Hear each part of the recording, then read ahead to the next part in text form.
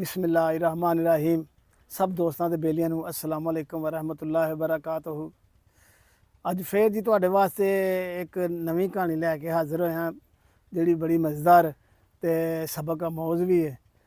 ते सबक इहदे विच की है कि वेखने कि रोज़मर्रा जिंदगी दे विच अक्सर सानूं बंदे मिलदे ने कि जिन्हां नूं मतलब कि ऐसियां साडे नाल हरकतां करदे ने कि जिन्हां दा उन्हां नूं ते फायदा कोई नहीं हुंदा, लेकिन सानूं बड़ा नुकसान हुंदा है, आम बंदे नूं बड़ा नुकसान हुंदा है। ते उन्हां दा मकसद ये हुंदा है कि किसी नूं तकलीफ देना।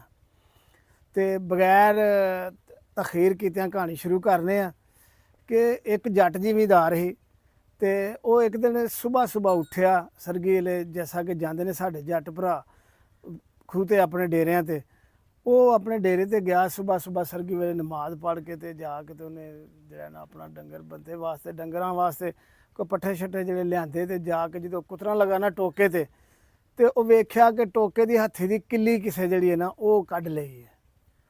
चलो उन्होंने बड़ी तकलीफ हुई, उन्हें आख्या यार किल्ली जी राती मैं छड्ड के गया ते बिच ते किल्ली किधर गई। चलो उन्हें इधर उधर वेख्या नज़र ना आई, उन्हें आख्या चलो कोई गल नहीं। वो गया बेचारा पिंड को किलोमीटर 1.5 किलोमीटर चल के फिर गया पिंड जाके उन्हें जो ना वो लुहारां की दुकान से जरा ना दुकान बंद ही उस वे दुकान तो नहीं खुली, लेकिन उन्होंने घर पिंड थां सी। उन्हें जाके लुहार ने उठाया, उन्होंने आख्या यार ऐसा मसला बन गया मेरे नाल ते तेरी मेहरबानी जरा मेरे नाल जो मैनू किल्ली चल दे हड़ ते मैं जाके डंगरां जो ना मेरे भुखे ते डंगरां पट्ठे पा लवां। चलो वो भी बेचारा आवाज़ार तो होया, लेकिन चौधरी ने ना नहीं कर सकता। वो टुर पिया ते नाल ने जाके दुकान खोल के उन्होंने किल्ली दित्ती। वो लैके टुर गया जाके, चलो उन्हें हत्थी नूं किल्ली पाई ते जाके पट्ठे कुतर के उन्हें डंगरां शंगरां नूं पाए।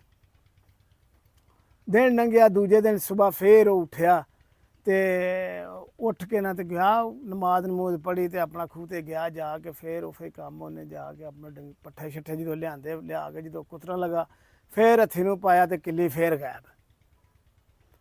बड़ा परेशान होया यार ने आख्या ये मेरे नाल अजब ड्रामा होण डिया, ये दूसरा दिन है कोई बंदा किल्ली कड्ढ के लाई जांदा है, ये किल्ली दा समझ भी नहीं आउंदी, कोई एड्डी महंगी भी नहीं किल्ली है ते क्यों बंदा इस तरह पे करदा।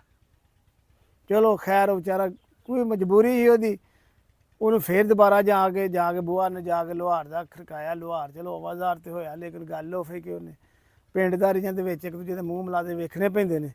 वो उठिया, उन्हें जाके फिर दुकान खोली, उन्हें है चोरी लै जा किल्ली।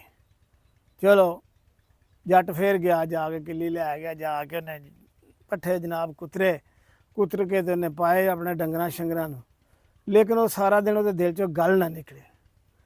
उन्हें आखा यार गल इंज कि 2 दिन बंदा आउंदा पहला तूल ते मेरे नाल इस तरह का ड्रामा करदा पिया ते इन्हें तीसरे दिन भी इन्हें आउणा लाजमी है ते मैं वेखां ते सही केड़ा बंदा है जिन्हूं मैं फड़ना है। चलो उन्हें कीता कि उदण वो अपने घर ना गया, वो राती लुक के उत्थे ही बह गया। वो जिस घड़ी बह गया रात नूं लुक के, रात दे जदों वजे ना कोई 2-2:30 का टाइम होया, उन्हें वेख्या कि एक बंदा जो है ना वो डोल डोल एक नुकरों निकलिया जवार जी चों ते वो आके ना उन्हें किल्ली जी है ना वो टोके दी वो जिस घड़ी कड्ढन लगा ना ते जट ने उन्होंने गुट्टों फड़ लिया। उन्हें आखा ना मैं जवाना अज नहीं मैं तेनों करन दिंदा है काम, इधर आई जा। चलो फड़ लिया, बहा लिया, उन्हें इत्थे बह जा बहा लिया। उन्हें आख्या गल सुन, मैं तेनों आंदा कुछ नहीं, तेनों किसी ने मैं दसदा भी नहीं, तेनों भी कोई नहीं आंदा, मैनू सिर्फ इन्ना दस छड़ कि ये कसब क्यों करना। एक 10 रुपया की किल्ली आउंदी है, ठीक है, वो जी है ना वो ना तो तेरा कोई फायदा है यार, तो मैनू किन्नी तू टेंशन दित्ती है, तो यदा की मतलब क्यों इंज करना, मैनू सिर्फ इस गल का जवाब दे हड़, मैं तेनों कुछ नहीं आंदा। उन्हें आखा ठीक है चौधरी, जे तू मेरे नाल गल कीती, पक्का वादा किया, तू मैनू आखेगा कोई नहीं तो मैं भी तेन सच्ची गल दसांगा। उन्हें आखा नहीं सच्ची दस, मैं तेनों पक्का वादा, तेनों वादा कुछ नहीं। उन्हें आखा ठीक हो गया। उन्हें आखा गल सुन, सवेरे सवेरे उठना ते पिंडों आना खूह ते किन्ना टुर के आना। उन्हें आख्या मैं तकरीबन कम तो कम भी कोई 1.5 किलोमीटर टुर के आना। तो जदों अगे वेहना किल्ली नहीं हुंदी ओहदी टोके दी, किन्नी तकलीफ तेनों हुंदी है। उन्हें आख्या बड़ी जही तकलीफ हुंदी है। उन्हें फिर पिंड टुरदा जाना तो 1.5 किलोमीटर टुरदा जाना है, आहो टुरदा जाना, तकलीफ हुंदी है, बड़ी तकलीफ हुंदी है। जाके लुहार नूं भी ठाना ਉਹਨੂੰ ਵੀ ਤਕਲੀਫ ਹੁੰਦੀ ਹੈ। ਉਹਨੇ ਆਖਿਆ ਬਿਲਕੁਲ ਤਕਲੀਫ ਤੇ ਉਹਨੂੰ ਵੀ ਬੜੀ ਹੁੰਦੀ ਹੈ। ਉੱਠ ਕੇ ਤੇ ਉਹ ਜਾਂਦਾ, ਉਹਨੂੰ ਦੁਕਾਨ ਉਸ ਵੇਲੇ ਖੋਲ੍ਹਣੀ ਪੈਂਦੀ ਹੈ। ਉਹਨੇ ਆਖਿਆ ਫੇਰ ਆਉਣਾ ਪਿੰਡੋਂ ਟੁਰ ਕੇ, ਸਹੀ ਹੈ। ਉਹਨੇ ਆਖਿਆ ਬਿਲਕੁਲ ਮੈਂ ਪਿੰਡੋਂ ਟੁਰ ਕੇ ਆਉਣਾ 1.5 ਕਿਲੋਮੀਟਰ, ਯਾਨੀ ਤਕਲੀਫ ਹੀ ਮੈਨੂੰ ਵੀ ਤਕਲੀਫ ਹੈ, ਉਹਨੂੰ ਵੀ ਲੁਹਾਰ ਨੂੰ ਵੀ ਤਕਲੀਫ ਜਿਹੀ ਤਕਲੀਫ ਹੈ, 2 ਦਿਨ ਹੋ ਗਏ ਨੇ। ਉਹਨੇ ਆਖਿਆ ਚੋਰੀ ਜੇ ਸਹੀ ਪੁੱਛਣਾ ਤੇ ਇਹ ਹੀ ਗੱਲ ਹੈ, ਇਹ ਮੈਨੂੰ ਭਾਵੇਂ ਫਾਇਦਾ ਹੋਏ ਨਾ ਹੋਏ, ਤੁਹਾਨੂੰ ਤਾਂ ਤਕਲੀਫ ਹੁੰਦੀ ਹੈ ਨਾ, ਤੇ ਉਹਦੇ ਨਾਲ ਮੈਨੂੰ ਸਕੂਨ ਮਿਲਦਾ। ਤੇ ਇਸ ਤਰ੍ਹਾਂ ਦੇ ਸਾਡੇ ਰੋਜ਼ਮਰਾ ਜ਼ਿੰਦਗੀ 'ਚ ਬੰਦੇ ਹੁੰਦੇ ਨੇ ਕਿ ਜਿਨ੍ਹਾਂ ਨੂੰ ਆਪਣਾ ਭਾਵੇਂ ਫਾਇਦਾ ਹੋਏ ਨਾ ਹੋਏ, ਲੇਕਿਨ ਅਗਲੇ ਨੂੰ ਤਕਲੀਫ ਹੋਣੀ ਚਾਹੀਦੀ ਹੈ। ਤੇ ਅੱਜ ਦੀ ਇਹੀ ਮੇਰੀ ਕਹਾਣੀ ਸੀ।